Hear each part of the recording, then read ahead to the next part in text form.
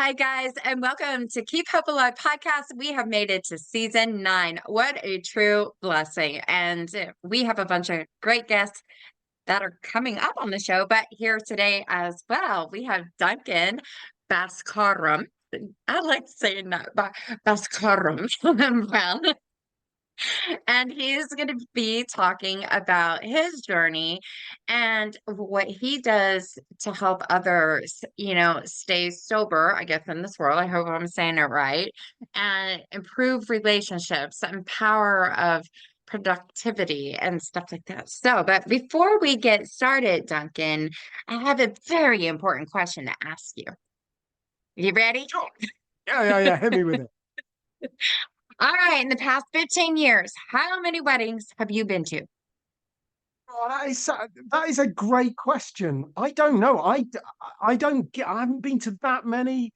Probably half a dozen, 10, something like that. Okay, I haven't done that's like I don't know. I thought you were gonna say big fat zero or something. Okay, but No, I'm you not quite that unpopular. And I did get married in the last 15 years, so that was definitely one. I okay. remember So that back, one. well, you remember it. So in the ceremony part, there people will go in, and what do they have to sign? Well, I decided that I'm going to go full on cheese with this because actually, when we had our ceremony, we had it by a lake and it was totally and utterly made up and not at all official. So we didn't sign anything except I signed my name across her heart. Oh, I got you now. Okay, that's so sweet. But your guests, when they come in, what do they sign?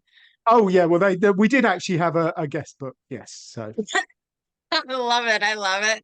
That's awesome. Yeah, so one of our biggest sponsors is lifeonrecord.com. And what they do is take place of that guest book that you usually get. They have a vintage rotary phone that your guests can pick up and leave a message on there for 1 minute, 5 minutes, 30 minutes, but I don't say, or 30 minutes is a long time if the ceremony is about to start, so keep it to 1 minute. But right next to the phone they have a QR code, so your guests can pull out their mobile phones, scan that QR code. They can also leave a message on their phones either before the wedding ceremony or after. So Life on Record will take all those messages and they'll burn it on to either a 10-inch vinyl record. I better have a record player, right? Or they have this cute little boom box they get stored into. So it's a great thing. I say the collection of hearing your friends and family voices is priceless. So when you're sitting back at that 1 year marking anniversary and listening to those voices congratulate you, it's a warm feeling. I love it. Their plans only start at $99. You get the phone number for 1 year, which is amazing. And I always go hint, hint, right before that 1 year anniversary, call that number again and leave another message saying congratulations on your anniversary. Find out more details at www.lifeonrecord.com. All right. So who is Duncan? well, that's a very good question. Somebody who probably doesn't get invited to enough weddings. So Yep. I like to help people to achieve what they want to achieve. I'm not about telling people what to do. And I think a lot of people misunderstand that because I help people to stop drinking. So they kind of assume that I'm just going to tell everybody to stop drinking. But, I want you to find what is right for you and live your best life. I can't tell you what to do. I made an absolute hash of my life for quite a long time. So I'm not necessarily in a position to dispense advice, but I am quite good at helping people to find their own way and to find the best of themselves. And it is an honor and a privilege to help people to do that. That is so cool. So, of course, I have questions for you. I had met somebody about a month or two ago, and I learned that they had a problem with drinking. And learning, they were going through the steps of becoming sober, attending the meetings and everything. So when they go to those, I guess, what are structured classes that they have to go and abide by, it's what you're doing almost the same, or is it reconstructed differently to help that person? Yeah, so if you go to well, in America, AA is very, very popular, isn't it? It happens in a lot of rehabs, it happens in the community, and sometimes it gets mandated as well. So if you're most of your listeners, when they're thinking going along to a place, what they'll be thinking of is going to an AA meeting, working your way through the 12 steps, which is kind of different to what I do. AA is a great tradition. There are a lot of other amazing kind of fellowship groups. Smart Recovery is particularly good. I'm a big fan of Recovery Dharma as well. But those are in-person meetings where people go along, they share things, it's mutual support. It provides a lot of the kind of things that people need in sobriety. What I do is more about cognitive realignment. So it's more about getting to grips with the beliefs that you have about alcohol. That is where we always start. We talk about the kind of things that you believe about alcohol. We ask whether they are true, and we ask whether they are serving you and whether they are useful. And if they're not serving you and they're not true and they're not helping you become the person you want to be, you tend to discard them. And once you've got control of the beliefs, then there are a few kind of things that we can work on about managing the thought process. Some people would call it cravings. I don't think it's a particularly helpful word, but just the thought process around, when your head says, let's have a drink, Duncan. So Yeah. managing that thought process. And once you've cracked the behaviors, learn about how to manage the thought process, then the action bit comes very, very easily. So what I do is more a kind of coaching model based on working your way through beliefs, thoughts, and then actions. I like that. It's like almost put it in a journal, like for, when I tell people to find themselves and the best version of their self, write it out, journal it, but, dive into those topics. Like, why did I start drinking? What was the purpose? I know there's so many people that are drinking wine or having a shot or two. Why is it? Is it something younger we didn't do and we grow up and we're like, yay, we made it to adulthood. We can have a drink. It's one of those things. But sometimes people go, oh, this is good. I want more and more and more. I like the way it feels.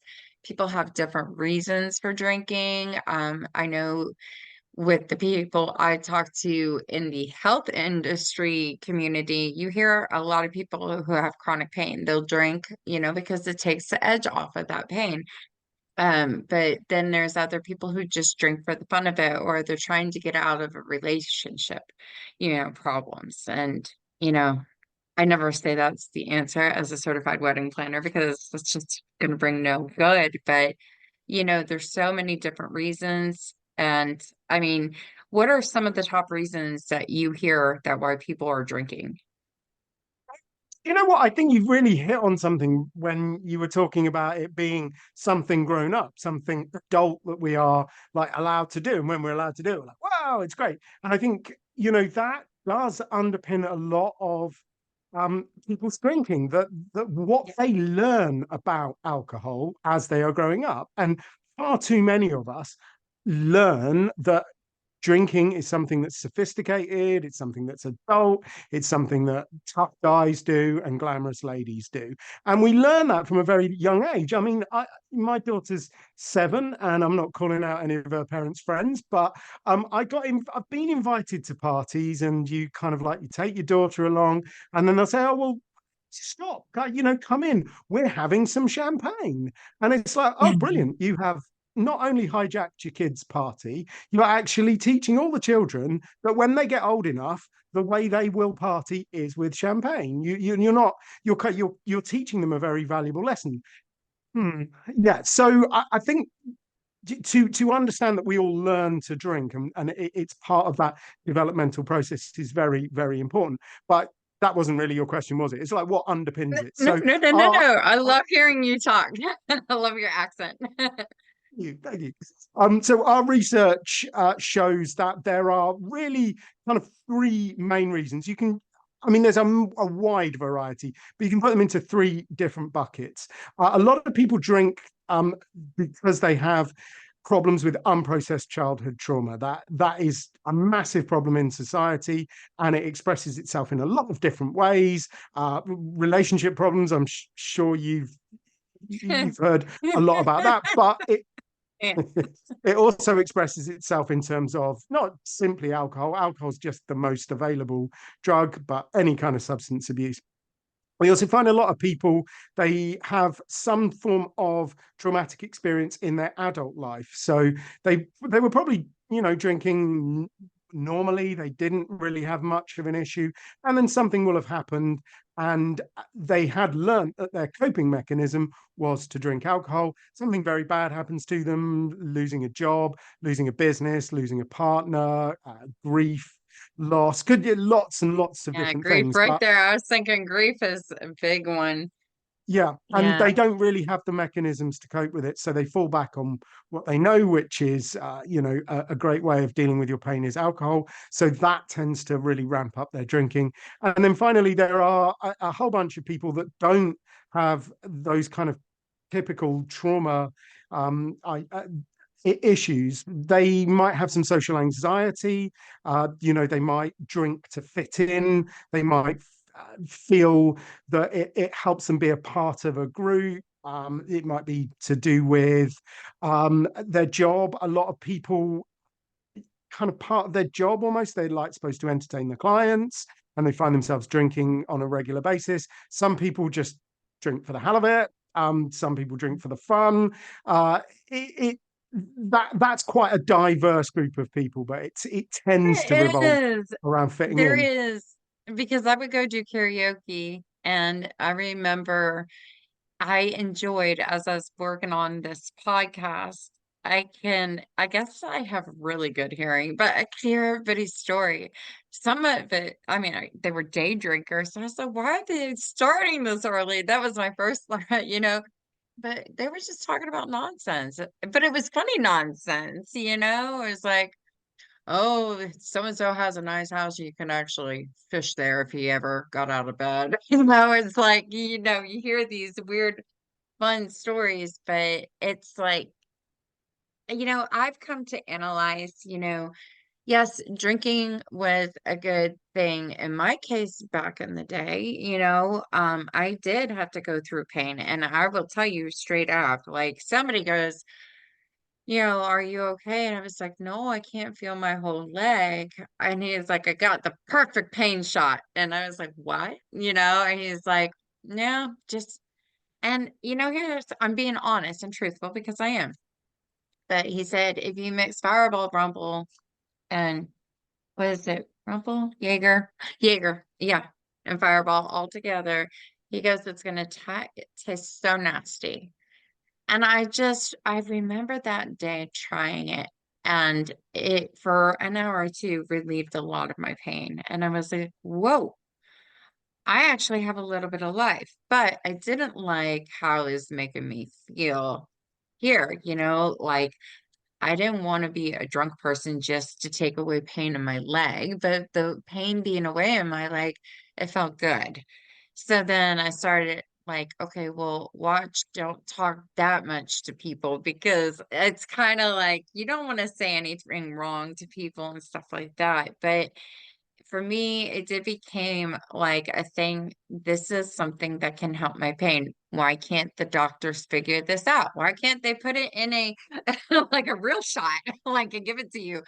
But it plays tricks, and that's what alcohol does. It plays tricks saying, I can fix this for you. And then you get stuck on that.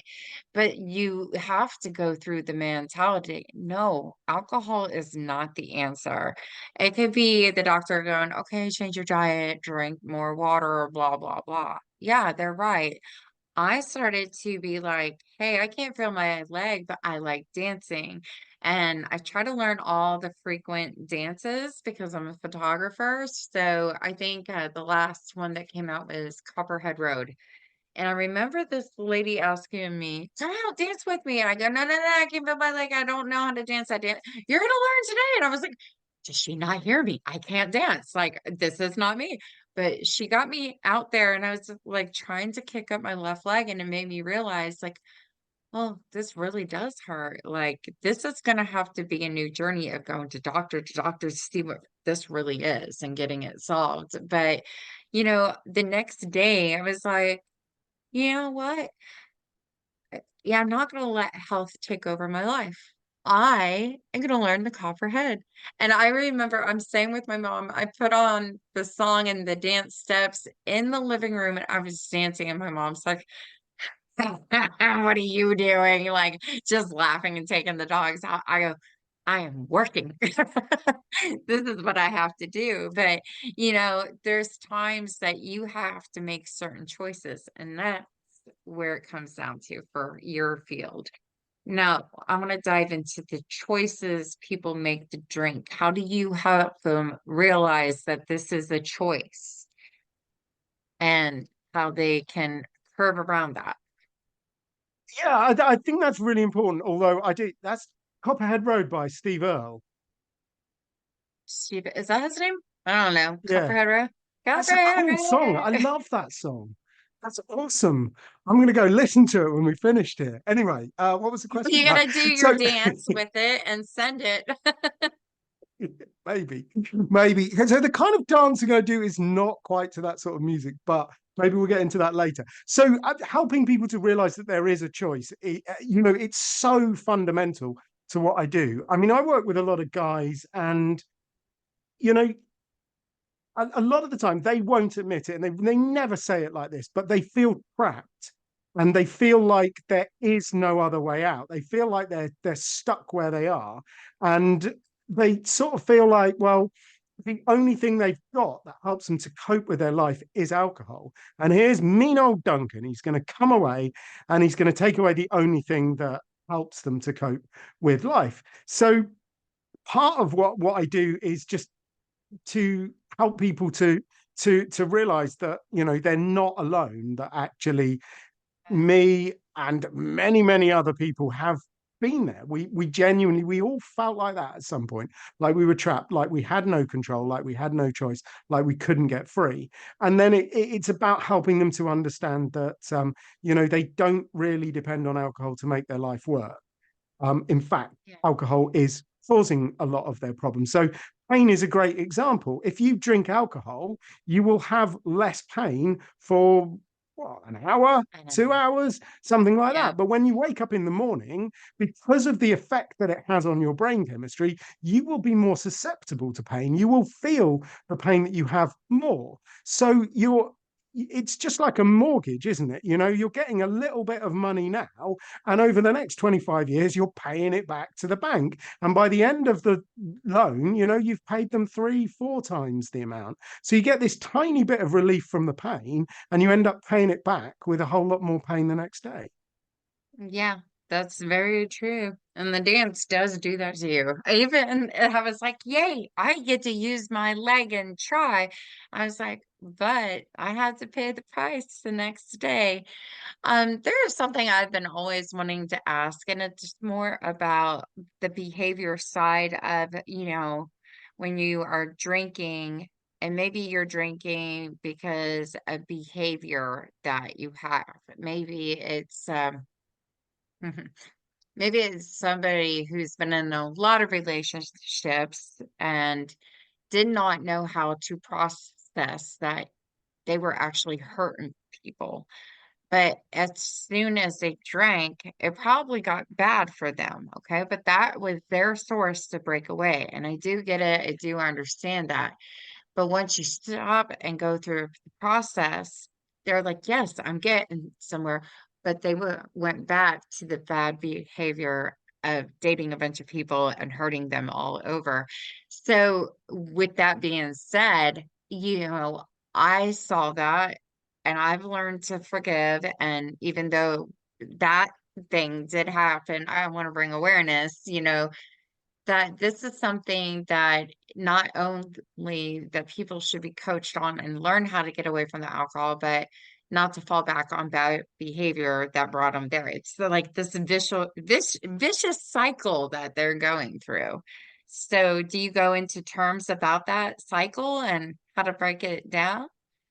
Yeah, no, absolutely. I think there's a couple of things to what you've just said. I mean, partly, people often have underlying issues that sit underneath their drinking. In fact, everybody who drinks heavily has something. It might just be they're dissatisfied with their job. It might be that, their relationship is stagnating and the relationship is not going as well as it should be because the drink is getting in the way. So it could be just, life. It could be something much more serious that they need to work through with some kind of therapist.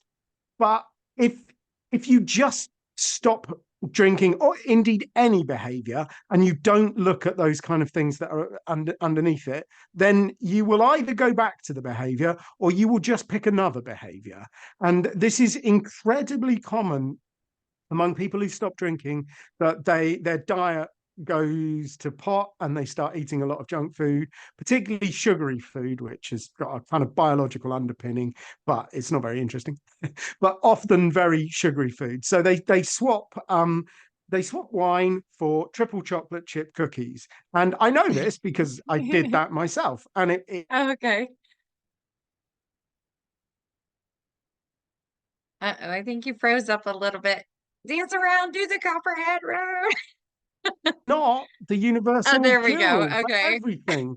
Yeah, there are other things in your life that you will probably have to work on. And that is why I am so committed to working with people over a longer term. It's like if you want to stop drinking, I could help you stop drinking in an afternoon.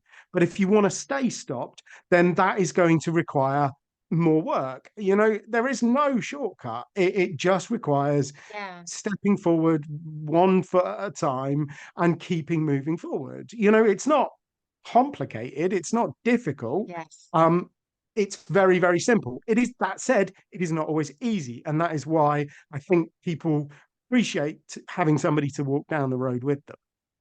Yeah, I know they really appreciate that. So, reading your bio too, you made a joke about smoking.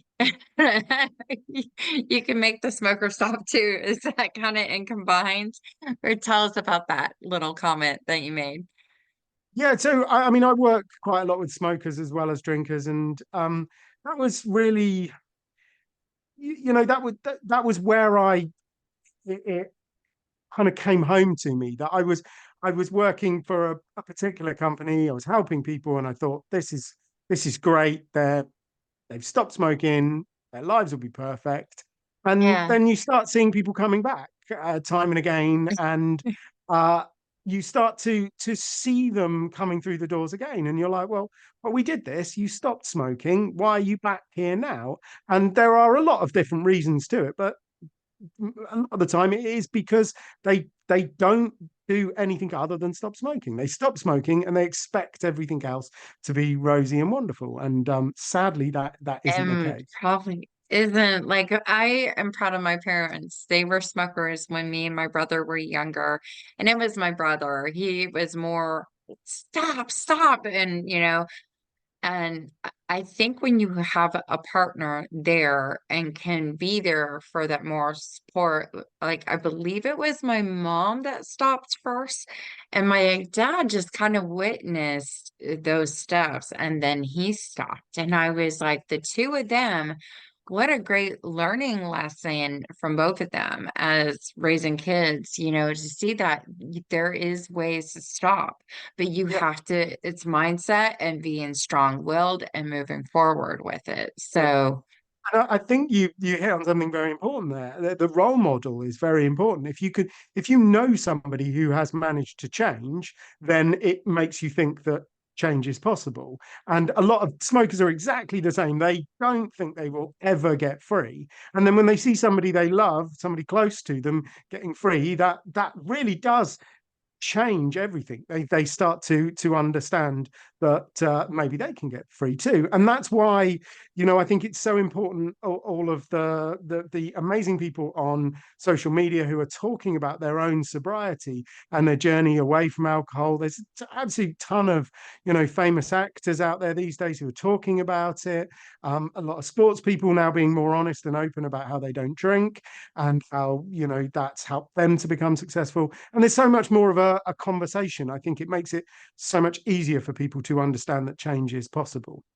Yes, very much so. So for the drinkers who relapse, also that's hard because you hit milestones and maybe you're getting those coins and stuff. But when you relapse, I I mean, do you go through the whole process again and have to try? Is there a different angle that as a coach you would take with them? And I mean, do you guys give them homework? Like, okay, let's stop. Let's really focus here. Are you a little bit harder? These are just questions that I have because, I want to put myself in their shoes when they're coming to you.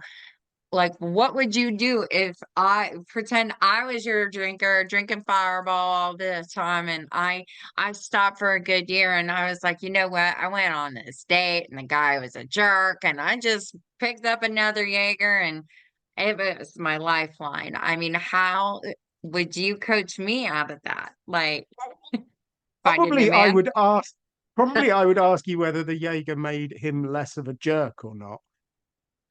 Yeah, yeah. I've seen liquor at work. Jack Daniels. I was like, now that see what it does to some people, I'm like, if I go on a date, do you drink Jack?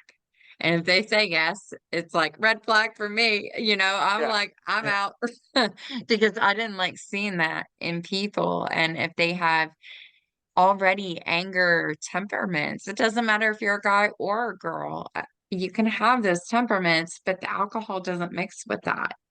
No, it brings out the worst in people, and yeah, I mean, there's a lot of misery in this world. I can get quite boring about it if you want, but to return to the question you were asking, I think it's important for people to realize that stopping is not like one moment in time. It can be quite a long period. I've worked with people, and it's taken us time to get them to the point where they are really stopped and definitely absolutely stopped and never going to drink again. And there may be bumps on the road. And I think the most important thing I try to instill in people is, like, don't fall into that diet trap. The one where you eat one cookie and you think, oh, it's blown now, I might as well eat the entire packet. And it's like, that is the worst kind of way of thinking about anything, and particularly around alcohol. They go, oh, well, I had a bad day, I drank some beer, it's all gone, I'm a drinker again. And it's like, well, no, you're not. You're closer to where you want to be. You're not where where you Yeah. want to be, but you're closer because you've done the work that got you to that point. So let's go through the work again, and let's ask it. And seriously, I like, I like to get people to get to grips with that question. You were stressed. Fine, great. There was something terrible happening in your life, causing you a bunch of stress. You had some alcohol. What happened to the stress? Absolutely nothing. The stress didn't go anywhere. The stress was still there. In fact, by drinking alcohol, you opened up a whole new locker of stress, didn't you? Because when you were drinking, it was stressing you out because you knew you were drinking too much, you weren't enjoying it, it's having all these effects on your relationship, your health, your energy, your focus. So when you started drinking, you didn't reduce the stress, you actually massively increased it. Yeah, yeah. And I mean, it's no fun. You got to be so responsible. Thank God for Ubers out there and stuff that can help people and everything, but never drink and drive. Especially we just went past New Year's, and that was the one thing I was like, oh, all the cops are out today. They're actually working.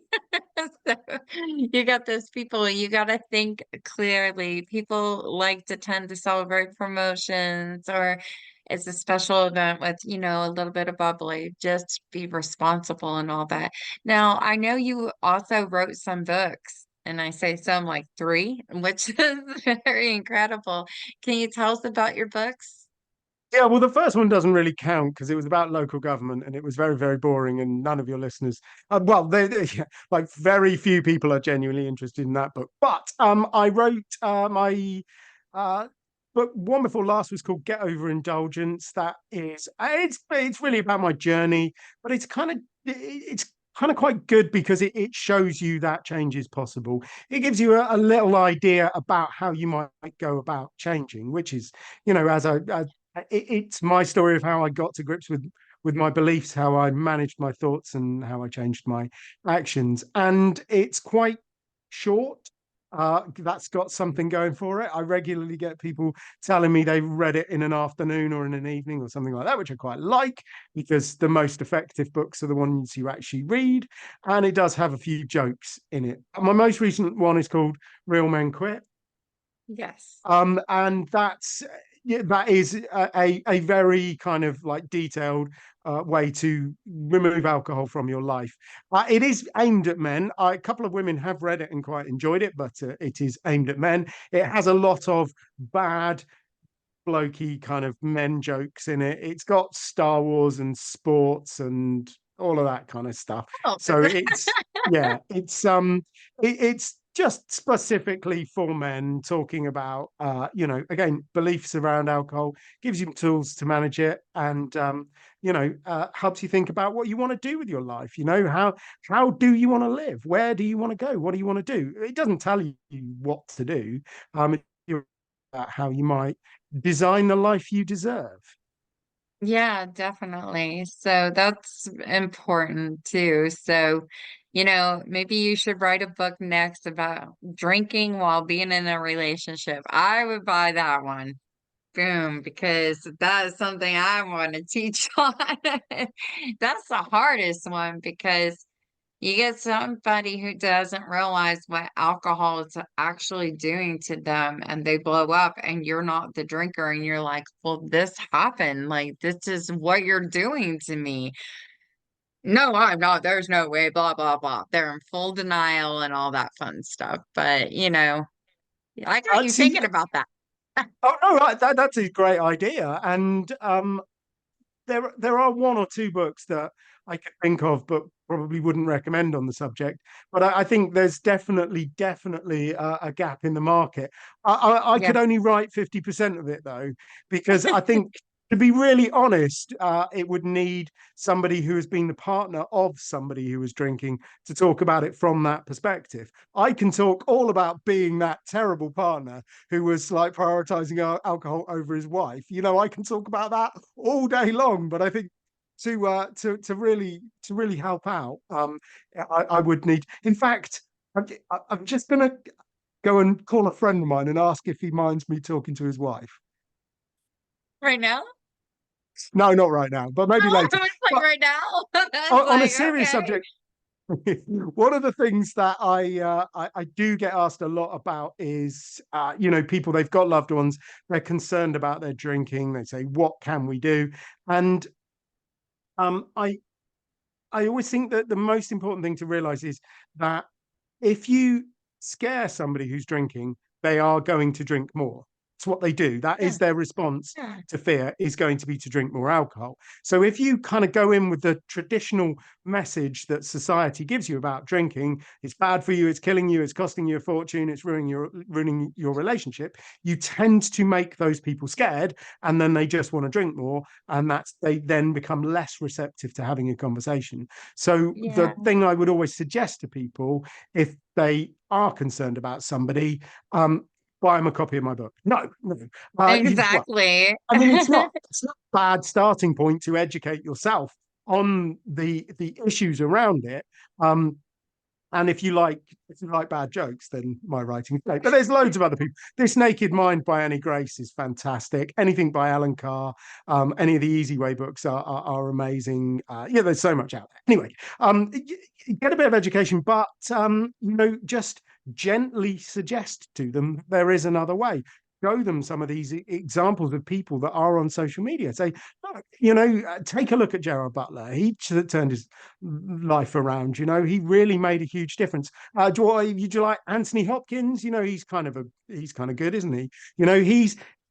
He has been not drinking for longer than I have been alive, which I always think is quite awesome. He got Oh, sober before wow.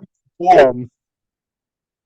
Wow. Anthony Hopkins, not the guy from Speed, right? Was he in Uh, it? well, he's Or been in a lot of things. Silence is of it the Lambs, that was pretty Silence famous. of the Lambs? Okay, yeah, okay. Yeah, it's like, wow. Charlie Sheen is another name.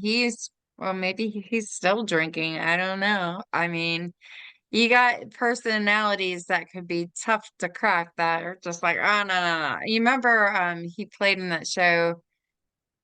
What was it? My two father. What? No, what was it? Charlie Sheen and John Cryer. Two men or um Oh, oh I don't know. anyway.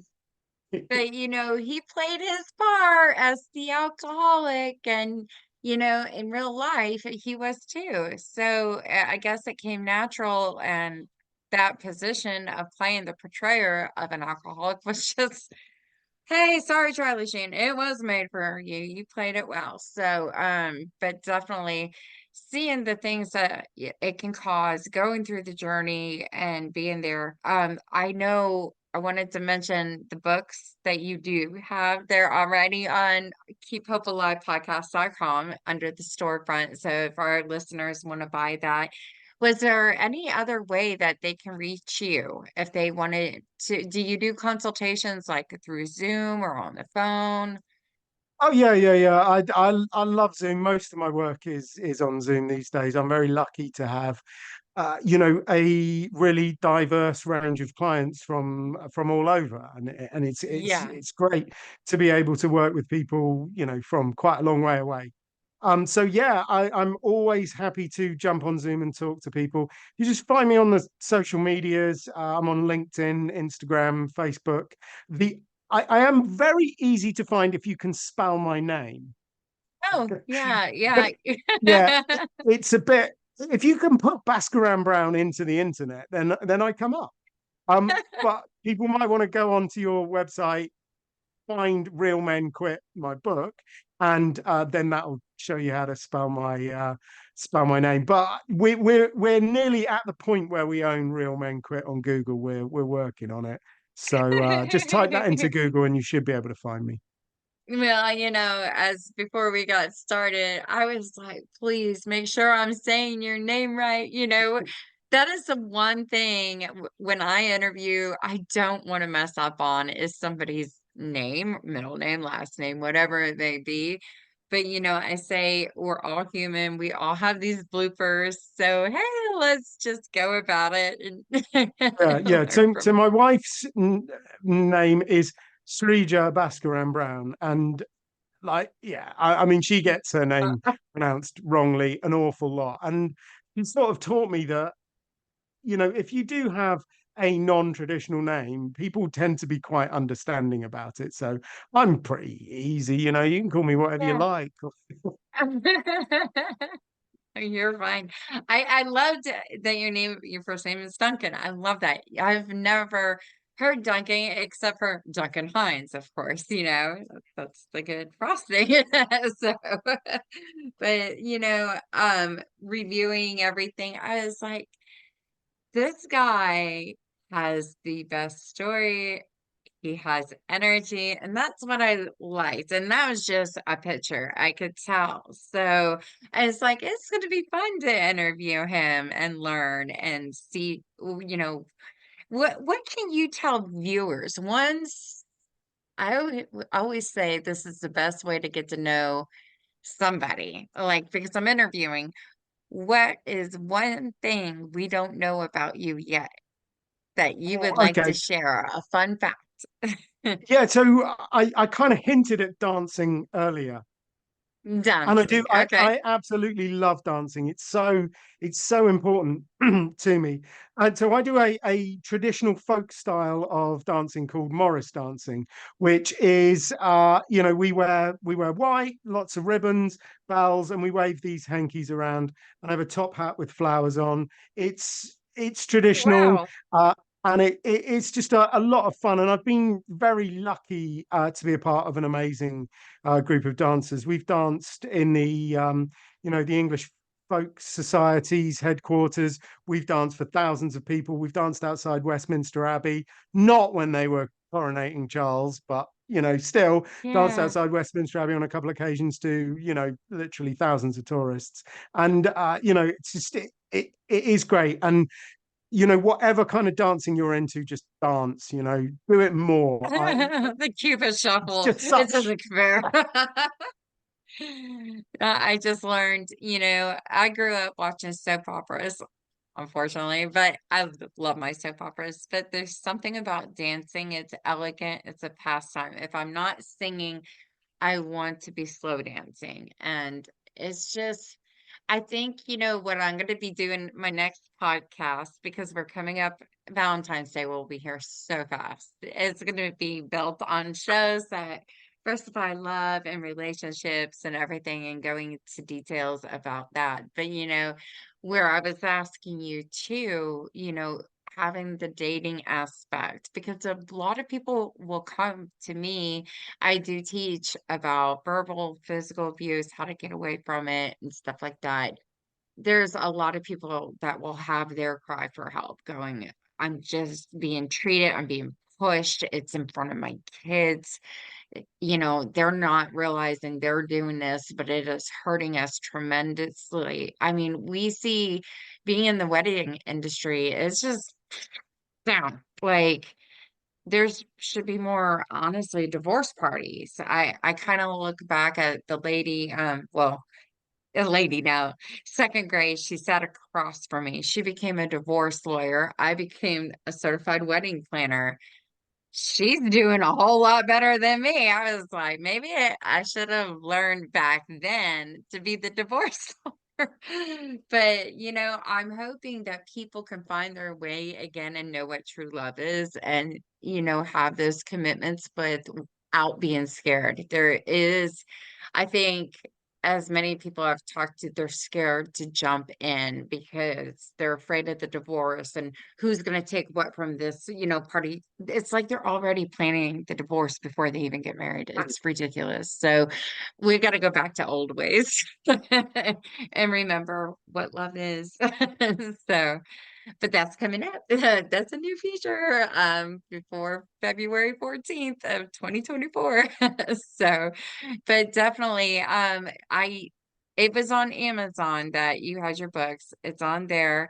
And then I got to see this dance. I you gotta have some social media footage out there.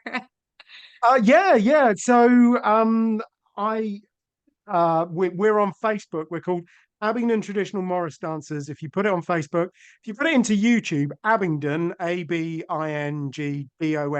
like there's an Abingdon in Virginia. That it's not that one. It's the Abingdon in Oxfordshire. Abingdon Traditional Morris Dancers. There's we actually do quite well on social media. It's weird. There's one of our videos has got a couple of million views, so it shouldn't be too hard to find. Nice. Good for you guys. Yeah, I feel like there he is. He's that one. He said he had flowers, and then all of you have flowers on your Yeah, head. yeah, yeah. So Well, the most popular ones I haven't checked for a while, but one of our most popular ones on YouTube, I'm actually shouting at the start, so you can kind of spot me. oh, that's cool. Cool. I gotta find it. You gotta send me the link or something. I I gotta will see do. that. Well, I want to thank you so much. I hope I covered everything with you today. Is there anything I'm missing? That was pretty extensive, wasn't it? I think we got dancing, love. What else is there in life? Helping people, that's the main thing. Helping people get through rough patches and times. So, but really diving in there to see why they do it and how to work on it and stuff would be the biggest thing. I think one-on-one coaching would be the only other thing I would ask if you were really doing that, or do you do it in a group segment, to help people? So I do most of my work one to one these days. I do some group work, but I much prefer to work one to one because the thing is, you kind of sort of hinted at it earlier. Alcohol. There is such a wide range of reasons why people get into drinking, and it's the way Professor David Nutt, who he used to be the government drug czar in this country, and he's one of the most widely respected neuropharmacologists in the world. And he said, alcohol, it fills in the gaps for a lot of people, and that's why I think it's so important to work one to one, because you can have people who on the outside seem quite similar, but what they actually believe about drinking and the reasons why they've come to it can be very, very different. So I much prefer to work with people one to one, because we can really dig right down into the reasons why they're doing it, and the things that they believe about alcohol. And that, I can't stress that enough. What you believe about alcohol absolutely correlates with the amount of it that you're going to drink. Exactly, exactly. And don't lose hope. I mean, anybody became, if they're going through this, you can reach out to, I know there's a lot of support groups, but even reach out to Duncan, like, let us know how we can help you and, overcome this. And you're going into a new year also, and you're probably thinking, oh, yeah, I'm going to try quitting, but let me drink on this and think about it first. I hate to say that, but that could be the mindset. But just, you got to put your right foot out, follow the steps that you want to follow, and take the initiative. Be strong, be that warrior person out there to do it and prove to you and the world that you've got this. So, but anyways, I want to thank you so much for coming on to the show today. I really appreciate you and everything that you taught. I also really want to have a call out to the other sponsors for Keep Hope Alive podcast. As we mentioned before, lifeonrecord.com, our interactive guest book. So if you're having any kind of special event, I know I focus it on weddings a lot, but it could be a sports event, a funeral. Yes, a funeral, a reunion, class party, whatever you want to bring and hear those voices. They are a great company to have as your guest book rotary phone. Our next one is bridalshowsinc.com. If you are in the Dallas Fort Worth area and planning a special event, they host about 5 different shows out of the year, and you can see when they're available. You can go and meet different vendors in every different category, learn about them, what their packages are, and set up that consultation to meet with them and give you the pricing. So check them out. Our next one is Miles and Smiles Events. Miss Deborah Deborah Rose, Deborah Harry. Oh my gosh, I have a concussion, guys. I've been saying well, she's gonna take joy of that one. That's Blondie. Call me. Deborah Rose, I love you. But she is a background in investigation. She also does the handwriting analysis and lipstick reading, and she is accurate. I've seen her at her events. She's amazing. She is the person that you want to sit down at an event and you quite don't want to leave to do the rest of the event because she's so good at what she does. Our next one is Bryce Harney. It's brycemagic.com. He is a magician and mind mentalist reader. He's traveling the whole United States right now doing big shows. He is absolutely stunning. I have all these magical, like he's good at what he does. So check him out. Our next one is richmondpunch.net. He graduated from the Juilliard. He's a violinist. He's been in the industry for such a long time. He's played in front of millions of people, had a few slots on Lifetime shows too. So check out, if you need a violinist, richmondpunch.net. Our last one but not least, as I have my hair kind of up and funky today, is TK Hair Salon. Whether you're a guy or girl, they do hair. Children too, if you need coloring, eyebrow wax, lip wax, whatever, they are there. But you know what? If you're coming through Texas, stop too. It is just a Plano, Texas company, TK Hair Salon. Anyways, until next time, we've already hit season 9. Like I said before, I'm so excited. I'm so blessed. I'm working on new stuff for the show. Wherever you find your podcasts, you'll be able to find Keep Hope Alive podcasts. And to Duncan, thank you so much. And I'm gonna find that. I gotta put it on our Facebook page for Keep Hope Alive. I gotta see you dancing. That is Yeah, I'll awesome. share the link. Don't worry, don't worry. Well, yeah, it's already got like a million hits or whatever. You're fine. You can show that. But other than that, until next time, guys, love and light. Bye bye.